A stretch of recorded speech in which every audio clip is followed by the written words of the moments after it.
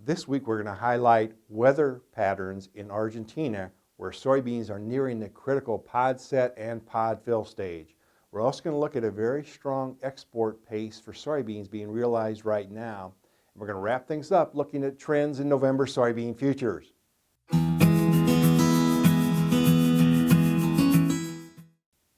Hi, this is Brian Basting with Advanced Trading. Let's talk about the soybean market. We've moved into February now, and that's still a critical time period for weather conditions in South America. So we're going to start out this week looking at weather trends in Argentina, where those soybeans are nearing the critical pod set and pod fill stage. Let's start out looking at where those soybeans are grown in Argentina. Now, it's been a couple weeks since we looked at this slide, but again, the three primary soybean producing provinces in Argentina are Buenos Aires, Cordoba, and Santa Fe, nearly 80% of the beans in those three provinces. Moving on now, this slide is courtesy of T-Storm Weather. Look at that bottom part of the graph here, if you will, or table. We're looking at soybean moisture over the last 7 days, 14 days, 30 days, 60 days, and 90 days. You can see that the rainfall that Argentina has received recently has really reduced the amount of crop that is dry, that pink area, if you will. So really the crop has a bit of a cushion moving into this critical stage, but as we all know, crop and yield can be determined very much so during that pod set and pod fill stage. Let's move on now and specifically look at that short-term weather forecast for Argentina. Our slides this week, as usual, are courtesy of T-Storm Weather. Now we're starting out here looking at the next 7 days, if you will. Look at those provinces. Very little rainfall forecast here in the first week in February across those provinces. So that cushion that they received in moisture at the end of January is very important. Moving on now to next week, February 9th to the 15th.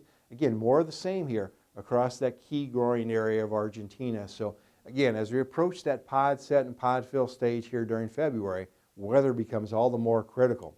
Moving on now, we're going to summarize the next 14 days looking at rainfall totals well below normal across those provinces. Of course, we all know the weather can change quickly, whether it's in Argentina in the middle of summer or the U.S. in the middle of summer. So it'll be very important to continue to work closely with your trusted risk management advisor to manage volatile price movement.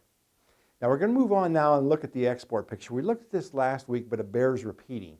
We're looking at a record amount of sales of soybeans on the books. Now those sales, the pace of sales has slowed here recently, obviously as more of those sales are being made by Brazil. However, moving on now, we're only 105 million bushels short of what the annual forecast is from the USDA.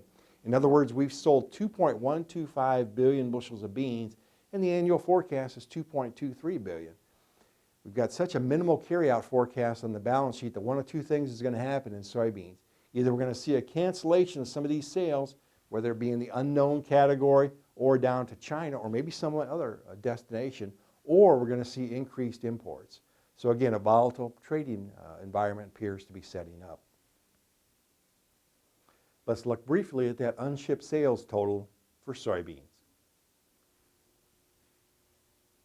Now, as I mentioned before, this is seasonally declining, of course, as the buyers overseas look to purchase more of their bean needs from Brazil.